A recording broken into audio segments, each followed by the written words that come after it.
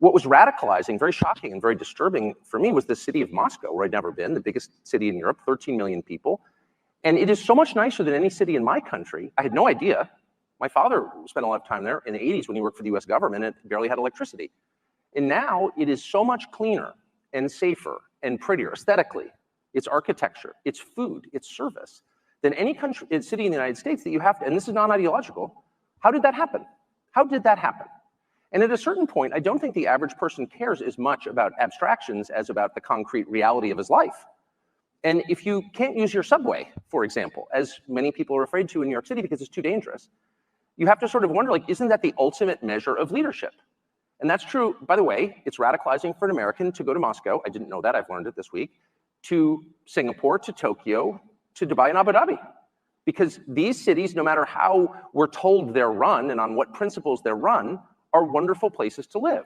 This is my video update on this Monday afternoon, February the 12th. Let's talk about some news.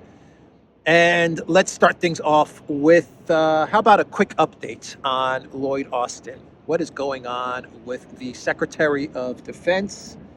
Yesterday, it was reported that Lloyd Austin was taken to Walter Reed Hospital, and he is suffering from emergent bladder issues stemming from his surgery and treatment for prostate cancer. And Lloyd Austin is going to have to stay in the hospital. And things are not looking good for Lloyd Austin, for the Secretary of Defense. This time around, Austin did manage to transfer his powers as Secretary of Defense to the Deputy Secretary of Defense, Kathleen Hicks. But that is an update on Lloyd Austin.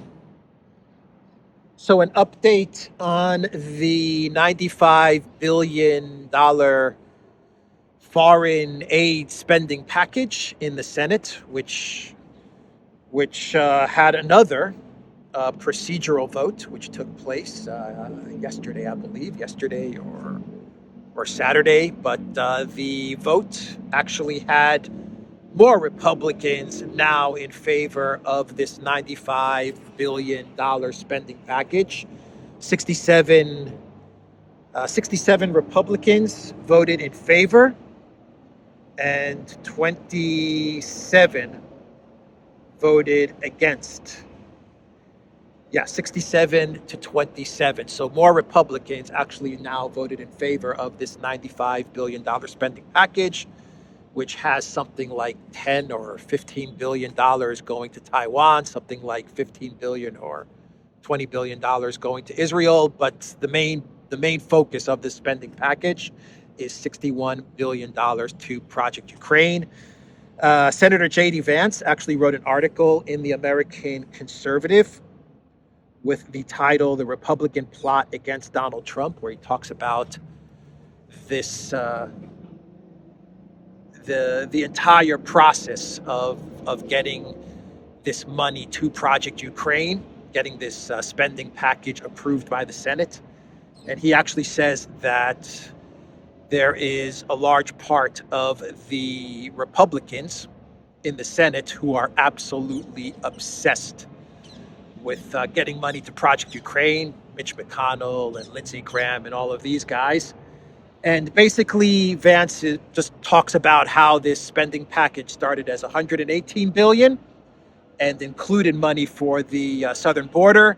And then McConnell stripped away the money for the southern border, which was something that he was actually not very interested in. And he got rid of the money for the southern border. He took the package down to $95 billion. And the Republicans are very focused now on getting this package approved because it has $61 billion to Project Ukraine. And Vance says that the Republicans are absolutely obsessed with getting money to Project Ukraine.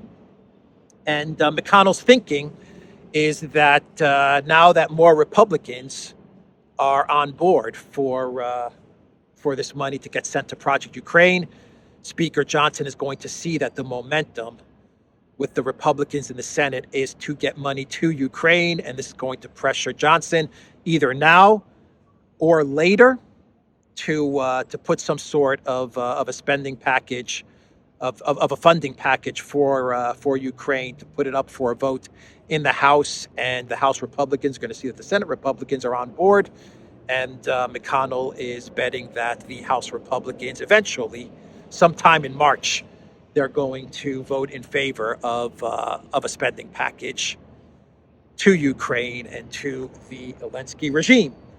And Vance also said in this article that McConnell will also get the added benefit of sticking it to Trump, because Trump has come out against this spending package. And so McConnell, not only will he get the money that he wants to get to Project Ukraine, but he will also stick it to Trump by getting some sort of a spending package approved.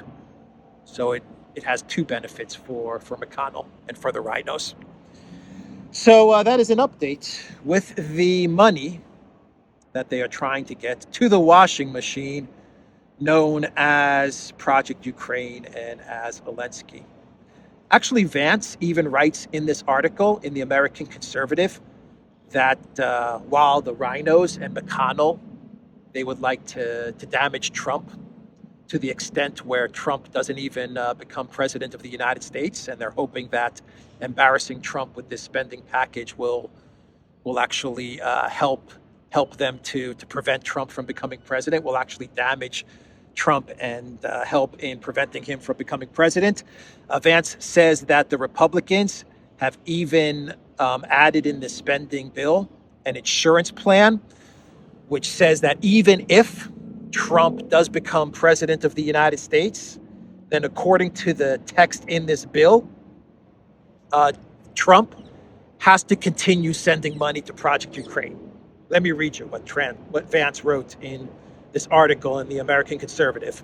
But of course, they have an insurance plan, even if Trump pulls it off, even if Trump becomes president. Though few have noticed, buried in the bill's text is a kill switch for the next Trump presidency. The legislation explicitly requires funding for Ukraine well into the next presidential term. The Washington Post has already reported this provision was added to control Donald Trump. So even if McConnell cannot prevent Trump from becoming president, with this bill, he at a very minimum ensures that money, even under a Trump presidency, continues to get sent to Project Ukraine. They are absolutely obsessed with Project Ukraine. And those are J.D. Vance's words, not my words. He says that there are Republicans in the Senate who are absolutely, completely obsessed with getting money to Project Ukraine. I wonder why. I wonder why they are so obsessed with getting money to the washing machine that is known as Zelensky. So what is the situation in Ukraine? How are things going for Project Ukraine? Well, things are really bad, especially on the front line, especially in Avdiivka. Things are critical in Avdiivka. Things are so bad in Avdiivka that the new commander, Syrsky, is about to send his best units into Avdiivka in order to try and hold on to the city. So instead of retreating and saving his military strength, his best military units, it looks like Syrsky is going to do what Zelensky was not prepared to do, which is to send his best reinforcements into Avdiivka and to try and hold on to the city at least until February and March, and then the Russians will eventually take Avdiivka. This is what Zelensky wants to happen as well. And this is one of the reasons why Zelensky fired Zelensky. It's because Zelensky wants to hold on to Avdiivka at least until the end of March. And Syrsky is the type of commander that will do as Zelensky orders.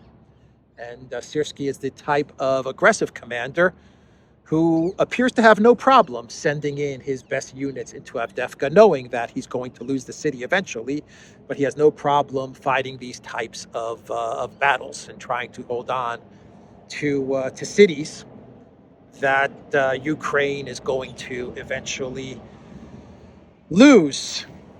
So Forbes is reporting Ukraine may have deployed one of its best brigades to try to save Avdiivka. It's possible the 3rd Assault Brigade has joined the fight. So even Forbes is reporting on the news that Syrsky is about to send Ukraine's elite units into Avdiivka to try and hold on to the city, which, by the way, this is exactly what the Russians want to have happen. The Russians are absolutely cool with having Syrsky send Ukraine's best units into Avdiivka to try and hold on to the city.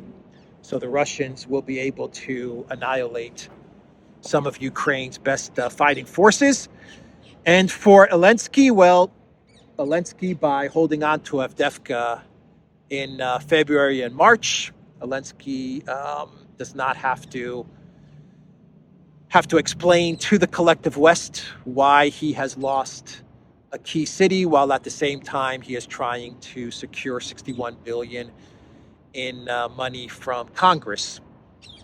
In other words, Zelensky doesn't want to suffer an embarrassing, a horrific, catastrophic loss in Avdiivka while Congress is debating sending $61 billion to Ukraine. Not to mention that Zelensky doesn't want to lose Avdiivka in February because you have the whole 2-year special military operation, Ukraine conflict anniversary. And so Zelensky doesn't want to have the fall of Avdiivka coincide with the 2-year Ukraine anniversary. And you know that Zelensky and the collective West, they're planning all types of events and propaganda to mark the 2-year anniversary of the conflict in Ukraine. Even Macron is planning to go to Ukraine, and even he had to cancel a trip to Ukraine because of the terrible situation on the front line. But Macron definitely wants to get to Ukraine in the month of February. He was supposed to be in Ukraine on I believe the 12th to the 14th of February, either today or tomorrow. He was supposed to be in Odessa, actually. And Macron was going to sign a bilateral security agreement with Zelensky, very much along the same lines as the bilateral security agreement that the UK signed with Ukraine, which says that if Ukraine is attacked again by Russia, then France has to come to the defense of Ukraine. And because it's bilateral, this agreement is going to say that if Russia attacks France, then Ukraine has to come to the defense of France. But Macron was planning this big trip to Odessa, and they were going to sign this bilateral security agreement, and Macron was going to talk about the 2-year anniversary of the conflict in Ukraine, but he actually had to call off this trip because of the terrible situation that is happening on the front lines in Ukraine. So no Zelensky number 5 for Macron. No Zelensky number 5. And you know that Macron, he is very upset about this. He was dreaming of another smell of the intoxicating scent that is Zelensky number 5, but the trip has been called off. So I imagine Macron will end up in Ukraine sometime by the end of this month, but it's not going to happen today or tomorrow or any time this week, unless Macron manages to pull off a surprise visit to Kiev, which is possible. Maybe not Odessa. He wanted to go to Odessa, but maybe he pulls off a surprise visit to Kiev after he calls the Russian government and asks for the Russian government's permission to travel to Kiev, but they'll call it a surprise visit. Who knows? The smell of Zelensky number 5, it's pretty powerful stuff, and I wouldn't be surprised if we see Macron not in Odessa. He has to call that trip off, but I wouldn't be surprised if we see Macron in Kiev, just so he can get a smell of the intoxicating, powerful Zelensky number 5. So in Germany, we have General Bauer, the German General Bauer, announcing that there is going to be a conflict, a war between Germany and Russia, a possible war between Germany and Russia in 5 years' time, which is what the UK Defense Minister Grant Shapps actually said a couple of weeks ago, that in 5 years the UK will be at war with Russia. And now we have the German General Bauer saying that Germany will also be at war with Russia in 5 years. Bauer said, if I follow the analysts and see what military threat potential comes from Russia, then it means 5 to 8 years of preparation time for us, Bauer predicted. Bauer serves as the Bundeswehr's Inspector General and claimed that this doesn't mean that there will be a war then, but it's possible. So we have a timeline now as to when the UK and Germany will possibly be at war with Russia, and that timeline is 5 years. 5 years, and there could be a possible war with Russia. An interesting statement from Bauer. He says, and this is the general, he says, if I follow the analysts and see what military threat potential comes from Russia, then we're looking at around 5 years and we could be at war with Russia. But he has to follow the analysts, and we know that the analysts, they get everything right. When they predict stuff, those analysts, those think tanks, they're always spot on in their prediction. So 5 years. 5 years for Germany to prepare with conflict, to prepare for conflict with Russia.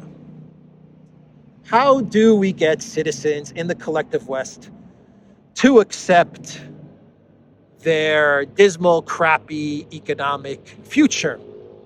Tell them that it's a sacrifice that they are going to have to make in order to fight the Putin, in order to possibly fight the Putin. That is how you get citizens in the collective West on board with the deindustrialization and the inflation and the destruction of farms and the eating of the bugs and all of that stuff. Tell them that this is the sacrifice you have to make in order to fight the Putin, and this is going to be a 5-year sacrifice, right? That's how you get them on board with all of this crazy stuff that the globalist WEF elite want to push on their citizens. So one leader that isn't on board with all of this war with Russia stuff, this war with Russia narrative, is Viktor Orban, of course, the Prime Minister of Hungary, Viktor Orban. He is not on board with a 5-year war, a possible war with Russia in 5 years. And Orban said yesterday that in order to end the conflict in Ukraine needs to accept the fact that they are going to be a buffer zone. They should accept the fact that they are going to be a buffer zone. Neither pro-Russia, nor pro-collective West, nor pro-NATO, but they should remain a neutral buffer zone. And that is how you end the conflict in Ukraine. You provide Ukraine with various security guarantees from the West and from Russia, and you create this neutral buffer zone state. That is how, according to Viktor Orban, Ukraine can save itself.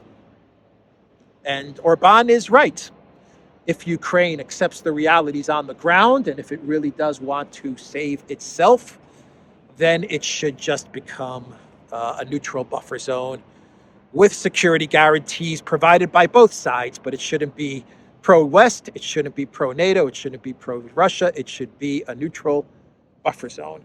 But will the collective West listen to Viktor Orban? The answer is, of course not.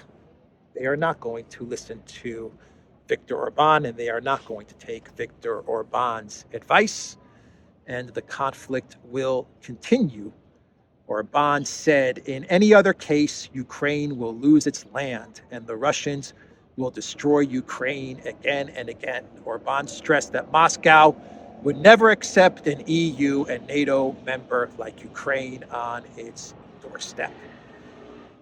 The interesting part to Viktor Orban's statement about Ukraine becoming a neutral buffer zone area, a buffer zone state, is that if you go by what Putin told Tucker Carlson in the interview he gave a couple of days ago, Putin and the Kremlin are always welcome to hearing any types of plans or ideas that the collective West has as to how to resolve the conflict in Ukraine. Putin said he is open to negotiations as long as negotiations accept the reality on the ground and they accept Russia's security interests.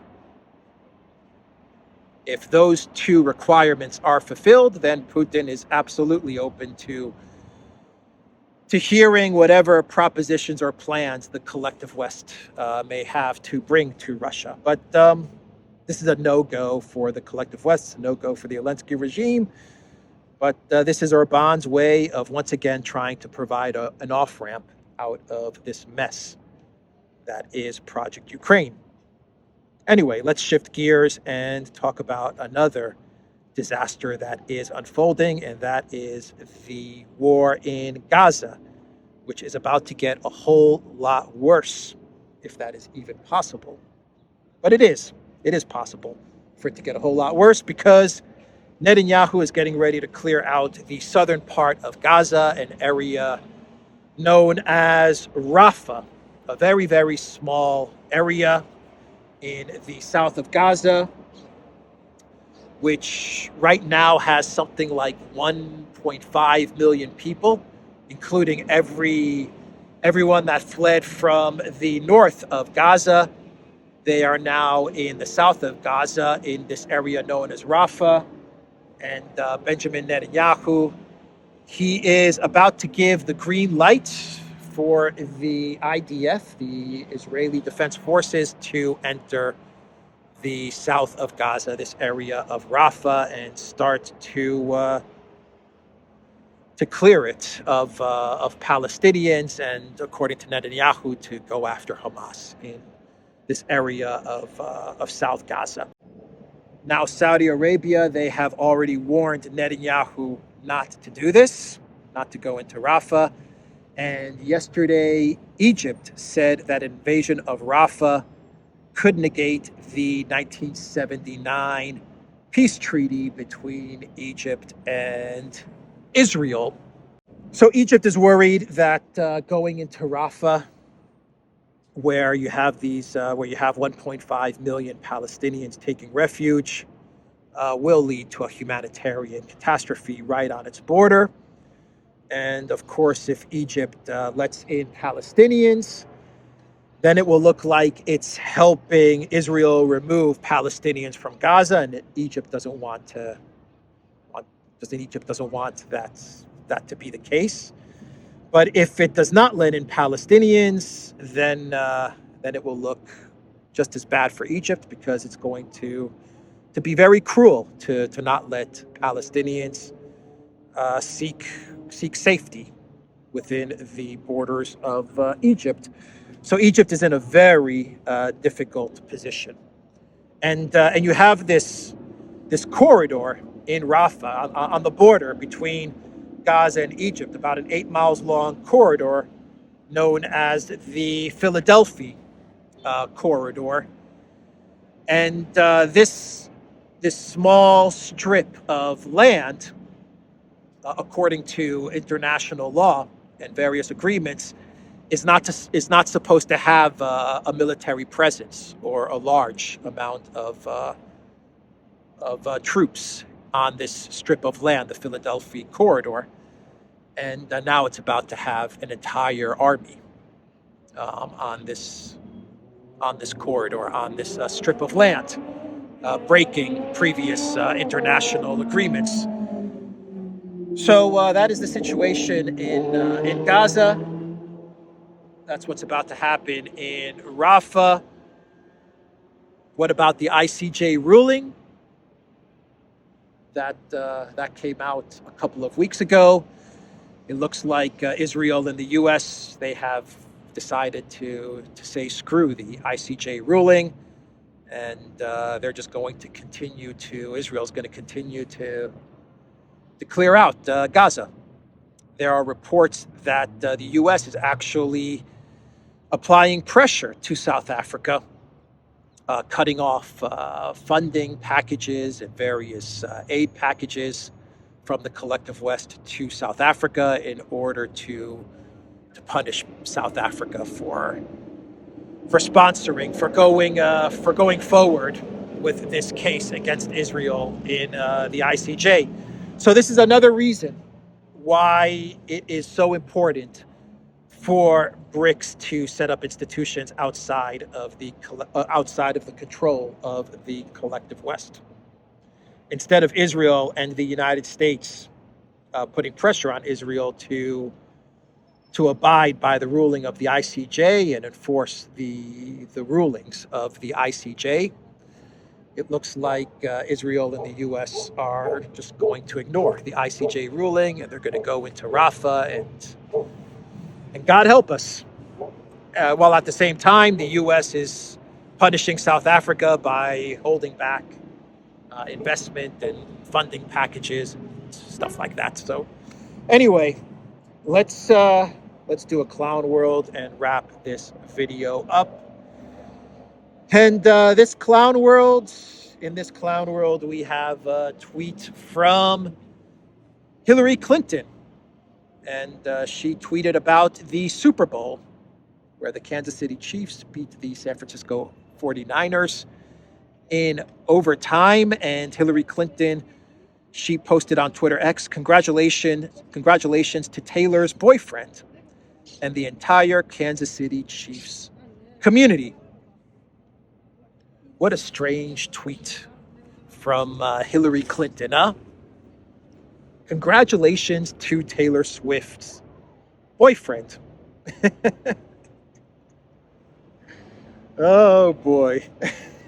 So obviously, Hillary, she's trying to troll, or she's trying to add fuel to the whole Taylor Swift is a Democrat, Biden election psyop narrative that has been floating around over the past couple of weeks. And Hillary Clinton, she loves this stuff. She loves trying to divide people and trying to create tension and intrigue between America, MAGA, and Biden supporters. So she puts out this tweet saying, congratulations to Taylor's boyfriend for the Super Bowl victory. Anyway, that is Hillary Clinton's tweet, post on Twitter X. That's the video. TheDuran.locals.com. We are on Rumble, ODYSEE, BitChute, Telegram, Rockfin, and Twitter X. And go to the Duran shop. 15% off all t-shirts. Take care.